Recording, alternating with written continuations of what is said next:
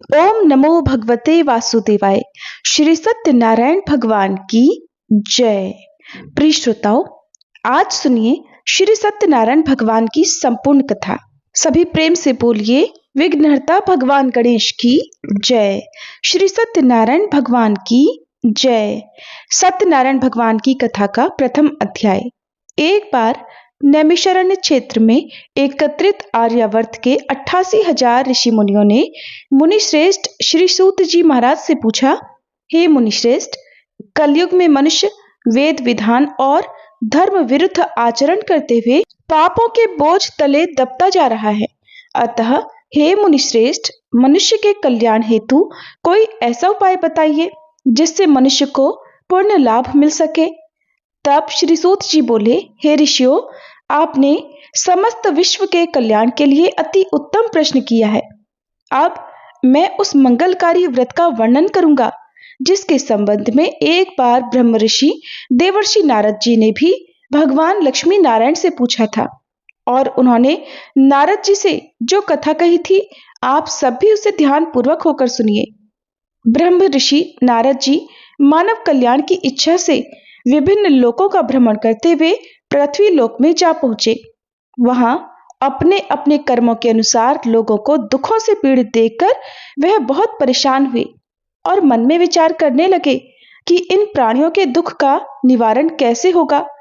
जब वह कोई उपाय न सोच सके, तब भगवान विष्णु से मिलने पहुंच गए। वहां नारद जी ने श्वेत वर्ण और 4 भुजाओं वाले शंख चक्र गदा और पद्म से सुसज्जित भगवान श्री विष्णु की स्तुति करते हुए कहा, हे नारायण, आप सर्वशक्तिमान और सृष्टि के पालन करता हैं। आपका कोई आदि मध्य और अंत नहीं है। आप सृष्टि के कण कण में व्याप्त हैं और अपने भक्तों की सभी मंगल कामनाएं भी पूरी करने वाले हैं। मैं आपको नमन करता हूँ। नारद जी की स्तुति सुनकर भगवान विष्णु बोले, हे मुनिवर, आप मुझे अपने यहाँ पर आने का कारण बताइए। तब नारद जी ने कहा, पृथ्वी लोक के प्राणी अपने अपने कर्मों के अनुसार विभिन्न योनियों में रहते हुए दुखों से पीड़ित हैं। मुझ पर कृपा करते हुए कोई ऐसा उपाय बताइए प्रभु, जिससे उनके दुखों का नाश हो सके। इसके उत्तर में भगवान विष्णु बोले, हे नारद, अब मैं ऐसे व्रत का वर्णन करने जा रहा हूं जिसे करने से विश्व के सभी स्त्री पुरुषों को पापों से मुक्ति मिलेगी और निर्धनता नष्ट होने से मनुष्य आनंद पूर्वक जीवन यापन करेंगे। श्री सत्यनारायण भगवान के इस व्रत को करने से जातक की सभी मंगल कामनाएं भी पूरी होंगी। नारद जी ने जब व्रत हेतु विधि विधान की जानकारी चाही, तब श्री नारायण भगवान बोले, मन से, वचन से और कर्म से शुद्ध होकर मनुष्य भक्ति और श्रद्धा भाव से किसी भी दिन यह व्रत कर सकता है। इस व्रत में नैवेद्य आदि भक्ति भाव से अर्पित कर ब्राह्मणों को भोजन कराने और दक्षिणा देने से सभी सुखों की प्राप्ति होती है। इस प्रकार श्री सत्यनारायण भगवान की आराधना से सभी कष्टों से मुक्ति पाकर मनुष्य धन से संपन्न व सुखी होकर आनंद पूर्वक जीवन व्यतीत करता है। इसी के साथ प्रथम अध्याय का समापन होता है। सभी प्रेम से बोलिए श्री सत्यनारायण भगवान की जय। श्री सूत जी बोले, हे ऋषि मुनियों, अब मैं आपको उस निर्धन ब्राह्मण की कथा सुना रहा हूं जिसने श्री सत्यनारायण भगवान का सबसे पहले व्रत किया। प्राचीन समय में वह निर्धन ब्राह्मण काशी में रहता था। भिक्षा मांगकर वह अपना जीवन यापन कर रहा था। ब्राह्मण की इस दुर्दशा को देखकर ब्राह्मणों से प्रेम करने वाले श्री सत्यनारायण भगवान ने एक दिन एक वृद्ध व्यक्ति का रूप धारण कर उसके पास जाकर आदर से पूछा, हे ब्राह्मण देवता, तुम इस तरह घर घर भिक्षा मांगकर अनेक कष्टों को सहन करते हुए कैसे जीवन यापन कर रहे हो? तब उस दरिद्र ब्राह्मण ने कहा, हे मित्र, आय का कोई साधन न होने के कारण ही मैं भिक्षा मांगकर अपना जीवन यापन कर रहा हूं। निर्धन ब्राह्मण की बात सुनकर बूढ़े व्यक्ति ने कहा, हे मित्र, श्री सत्यनारायण भगवान का व्रत करने से सभी कष्टों का निवारण हो जाएगा। श्री सत्यनारायण भगवान की पूजा आराधना करने से तुम्हारी सभी मनोकामनाएं पूरी होंगी और तुम्हारे घर में धन सुख समृद्धि की वर्षा होगी। ब्राह्मण को व्रत करने की विधि बताकर श्री सत्यनारायण भगवान अंतर्ध्यान हो गए। फिर निर्धन ब्राह्मण ने बूढ़े व्यक्ति द्वारा बताए व्रत को करने का निश्चय किया। उसे उस रात नींद नहीं आई। वह व्रत करने के बारे में ही सोचता रहा और रात भर श्री सत्यनारायण भगवान का स्मरण करता रहा। प्रातः उठकर सत्यनारायण भगवान का व्रत रखने का निश्चय करता हुआ वह निर्धन ब्राह्मण भिक्षा मांगने के लिए निकल पड़ा। उस दिन उसे भिक्षा में बहुत सारा धन मिला। घर लौटकर उसने अपने आसपास के लोगों के साथ श्री सत्यनारायण भगवान की पूजा करने व उन्हें व्रत कथा सुनाने के बाद सभी को प्रसाद देकर स्वयं भी प्रसाद ग्रहण किया। कुछ ही दिनों में ब्राह्मण की निर्धनता दूर हो गई और उसके घर में धन धान्य की वर्षा होने लगी। हे श्रेष्ठ मुनियों, अब मैं आपको उन लोगों की भी कथा सुनाता हूँ जिन्होंने उस ब्राह्मण से श्री सत्यनारायण भगवान की व्रत कथा और महिमा सुनकर यह व्रत किया और उनके कष्ट भी दूर हुए। धन संपत्ति से संपन्न उस ब्राह्मण ने हर माह नियमित रूप से व्रत करते हुए जब अगले माह श्री सत्यनारायण भगवान का व्रत किया तो उस व्रत में बहुत से बंधु बांधव और मित्र सम्मिलित हुए। उसी समय एक लकड़हारा जो वृद्ध था वहां से गुजरा। उसे बड़ी प्यास लग रही थी, इसलिए जल पीने की इच्छा से बूढ़े लकड़हारे ने लकड़ियों के गट्ठर को जमीन पर रखा और घर के आंगन में पहुंचकर उस ब्राह्मण से पूछा, हे ब्राह्मण देवता, आप किसका पूजन कर रहे हैं और इस व्रत को करने से क्या लाभ होता है? कृपा करके मुझे भी सब बताइए। बूढ़े लकड़हारे की बातें सुनकर उस ब्राह्मण ने कहा, मैं अपने बंधु बांधवों और परिचितों के साथ श्री सत्यनारायण भगवान की पूजा कर रहा हूँ। इस व्रत को करने से श्री सत्यनारायण भगवान की अनुकंपा से निर्धनता दूर होती है और संसार के दुखों से मुक्ति मिलती है। ब्राह्मण से इस व्रत का वर्णन सुनकर बूढ़ा लकड़हारा बड़ा प्रसन्न हुआ। मन ही मन उसने भी श्री सत्यनारायण भगवान का व्रत करने का निश्चय किया। चलते हुए लकड़हारे ने मन में सोचा, आज लकड़ियां बेचने से जो भी धन मिलेगा उस धन से मैं श्री सत्यनारायण भगवान का पूजन करूंगा। ऐसा विचार करने से उस दिन लकड़हारे को लकड़ियों के अधिक रुपए मिले। लकड़हारे ने उन रुपयों से केले, घी, दूध, दही, गेहूं का आटा और शक्कर खरीदा। फिर घर लौटकर लकड़हारे ने देवों की प्रिय नगरी काशी में श्री सत्यनारायण भगवान की पूजा की। उस पूजा में उसके परिवार के और आसपास के लोग भी सम्मिलित हुए। श्री सत्यनारायण भगवान की पूजा और व्रत कथा सुनने के बाद लकड़हारे ने प्रसाद बांटकर स्वयं भी प्रसाद ग्रहण किया। सत्यनारायण भगवान की कृपा से लकड़हारे के घर में भी धन धान्य की वर्षा होने लगी। उसकी निर्धनता दूर हो गई।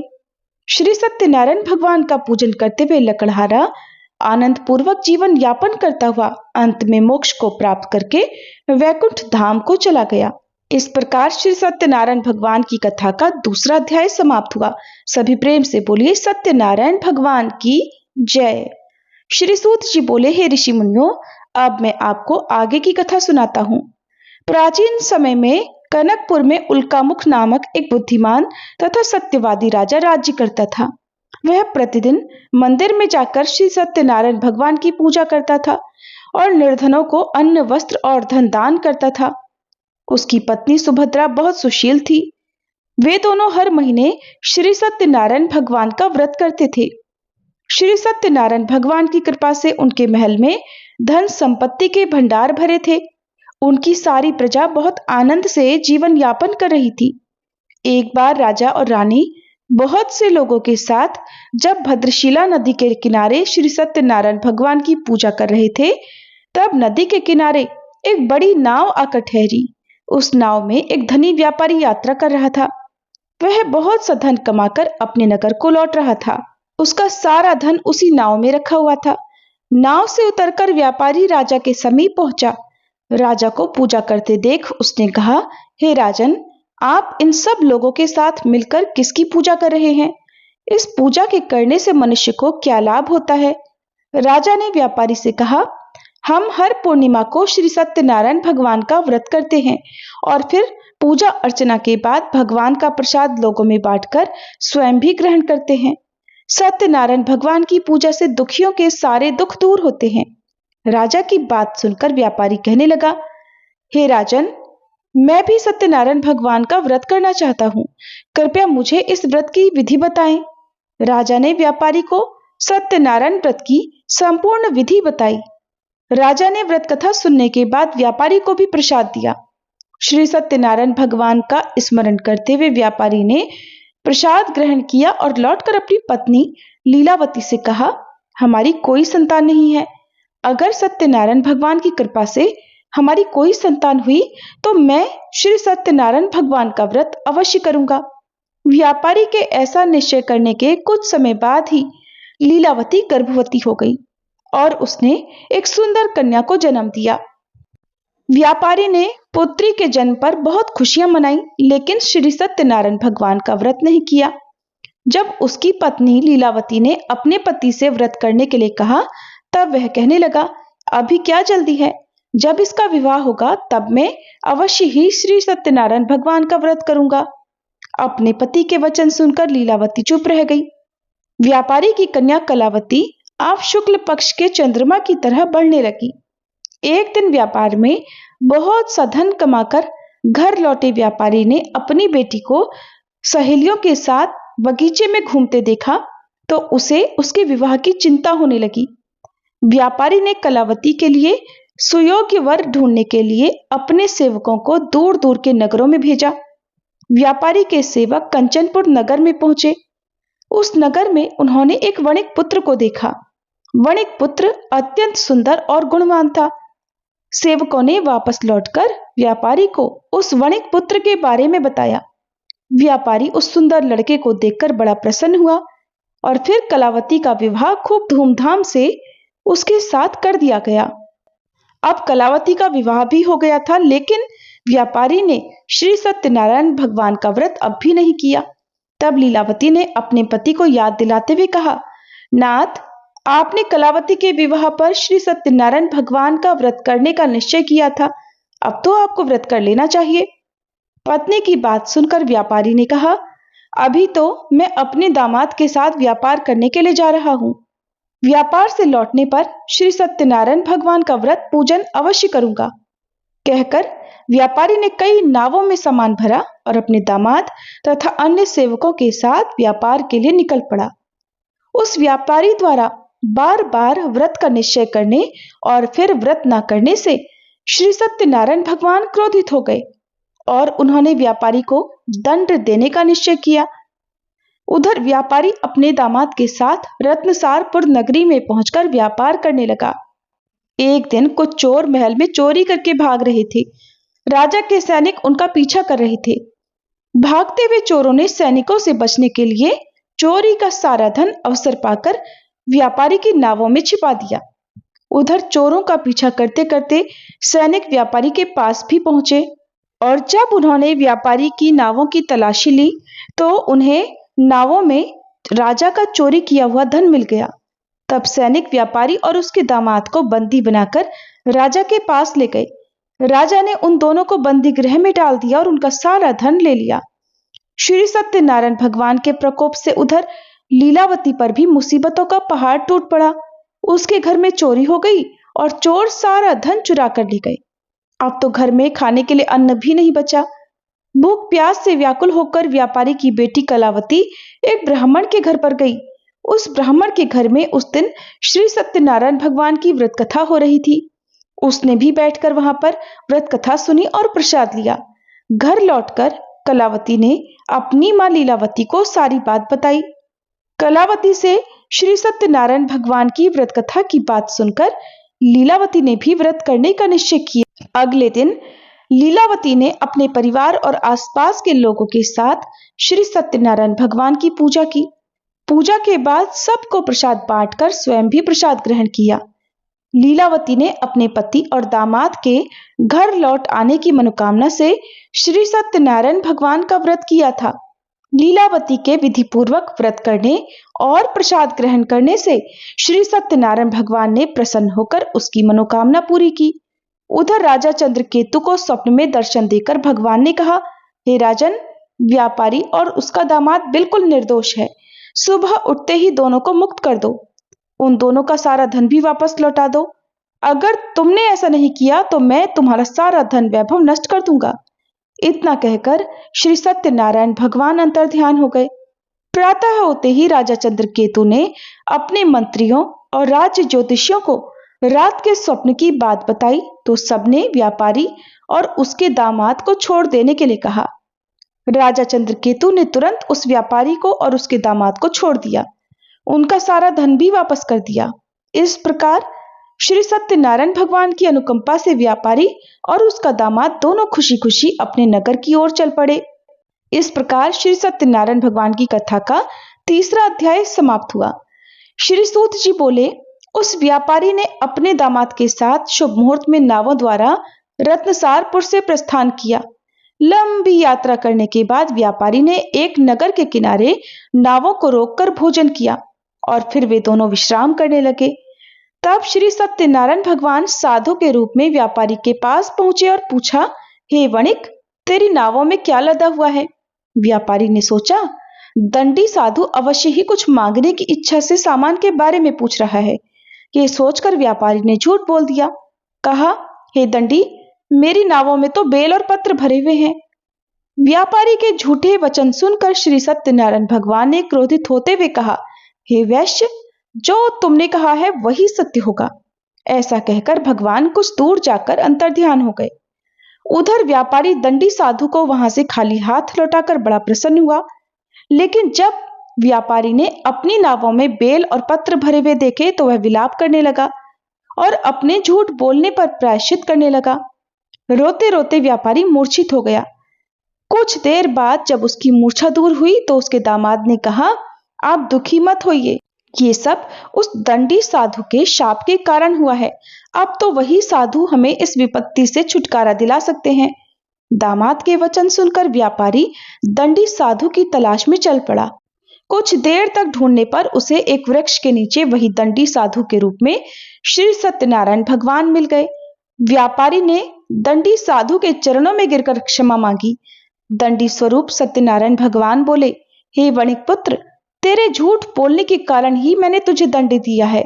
तूने बार बार मेरी पूजा करने के लिए कहा, लेकिन कभी पूजा नहीं की। तब व्यापारी हाथ जोड़कर कहने लगा, हे भगवान, आप तो दीन दुखियों के कष्ट दूर करने वाले हैं। मेरी इस गलती को भी क्षमा करें। आपके रूप को तो ब्रह्मा जी भी नहीं जान पाते, फिर भला मैं अज्ञानी कैसे आपकी लीला को समझ पाता। अब मैं जीवन में कभी झूठ नहीं बोलूंगा। सदैव श्री सत्यनारायण भगवान का व्रत और पूजा किया करूंगा। आप मुझ पर कृपा करें। व्यापारी की क्षमा याचना सुनकर दंडी साधु ने उसे क्षमा कर दिया। उसी समय व्यापारी की नावों में भरे हुए बेल और पत्ते धन धान्य में परिवर्तित हो गए। फिर व्यापारी ने अपने सेवकों के साथ अगले दिन श्री सत्यनारायण भगवान का व्रत करके उनकी पूजा की। सबको प्रसाद बांटने के बाद स्वयं भी प्रसाद ग्रहण करके व्यापारी अपने नगर की ओर चल पड़ा। अपने नगर में पहुंचकर व्यापारी ने एक सेवक को अपने घर भेजा। सेवक ने लीलावती को सूचना दी। उस समय लीलावती और कलावती दोनों श्री सत्यनारायण भगवान की पूजा कर रही थी। पति और दामाद के लौट आने का समाचार सुनकर लीलावती ने पूजा पूरी करके प्रसाद ग्रहण करने के बाद अपनी पुत्री कलावती से कहा, बेटी, मैं नदी किनारे जा रही हूं, तू भी प्रसाद ग्रहण करके जल्दी आ जाना। कहकर लीलावती नदी की ओर चल पड़ी। परंतु कलावती पति से मिलने की खुशी में प्रसाद ग्रहण किए बिना ही घर से निकलकर नदी किनारे जा पहुंची। उसके प्रसाद ग्रहण न करने के कारण और प्रसाद का अपमान किए जाने के कारण सत्यनारायण भगवान क्रोधित हो गए। उन्होंने व्यापारी की नावों को नदी में डुबो दिया। अपने पति को वहां न देखकर कलावती ने रोना विलाप करना शुरू कर दिया। तब व्यापारी ने कहा, पुत्री, अवश्य ही तुझसे कोई भूल हुई है, इसीलिए श्री सत्यनारायण भगवान ने तुझे दंड दिया है। तब व्यापारी ने सत्यनारायण भगवान से प्रार्थना की, हे भगवान, मेरे परिवार के किसी भी स्त्री पुरुष से यदि कोई भूल हुई हो तो उसे अवश्य ही क्षमा कर देना। तभी आकाशवाणी हुई, हे वणिक पुत्र, तेरी कन्या मेरा प्रसाद ग्रहण किए बिना ही चली आई है। यदि अब घर पहुंचकर तेरी कन्या प्रसाद ग्रहण करके वापस आए तो उसे पति के दर्शन होंगे। कलावती ने वैसा ही किया। उसके प्रसाद ग्रहण करके वापस लौटने पर नावें जल के ऊपर आ गई। दामाद भी सुरक्षित नदी से बाहर निकल आया। घर लौटकर व्यापारी ने अपने परिवार के साथ मिलकर विधि विधान से श्री सत्यनारायण भगवान की पूजा की। उसकी सभी इच्छाएं पूरी हुई। इस प्रकार श्री सत्यनारायण भगवान कथा का चौथा अध्याय पूर्ण हुआ। प्रेम से बोलिए श्री सत्यनारायण भगवान की जय। श्री सूत जी बोले, हे ऋषि मुनियों, मैं और भी कथा सुनाता हूँ। कौशलपुर में एक राजा था तुंगध्वज। प्रजा उसकी छत्र छाया में आनंद पूर्वक रह रही थी। राजा तुंगध्वज अपनी प्रजा के सुख दुख का बहुत ध्यान रखता था, लेकिन एक बार उसने सत्यनारायण भगवान का प्रसाद ग्रहण नहीं किया। तब श्री सत्यनारायण भगवान ने राजा को प्रसाद ग्रहण न करने का दंड दिया। एक दिन राजा तुंगध्वज जंगल में हिंसक पशुओं का शिकार करने निकला हुआ था। शिकार का पीछा करते करते वह अपने सैनिकों से अलग हो गया और उसने देर तक हिंसक जानवरों का शिकार किया। इसलिए कुछ देर विश्राम करने के लिए वह एक वृक्ष के नीचे बैठ गया। पास में ही कुछ चरवाहे श्री सत्यनारायण भगवान की पूजा कर रहे थे। राजा ने उनके पास से गुजरते हुए सत्यनारायण भगवान को नमस्कार तक नहीं किया। चरवाहों ने राजा को पूजा के बाद प्रसाद दिया तो राजा ने वह प्रसाद भी ग्रहण नहीं किया और घोड़े पर सवार होकर अपने नगर की ओर चल पड़ा। राजा जब नगर में पहुंचा तो देखा कि उसका तो सारा धन वैभव नष्ट हो चुका है। श्री सत्यनारायण भगवान के प्रकोप से राजा निर्धन हो गया था। तब राज ज्योतिषी ने राजा से कहा, महाराज, आपसे अवश्य ही कोई भूल हुई है। अगर आप उस भूल का प्रायश्चित कर ले तो सब कुछ पहले जैसा हो जाएगा। राजा को तुरंत अपनी भूल का स्मरण हो आया।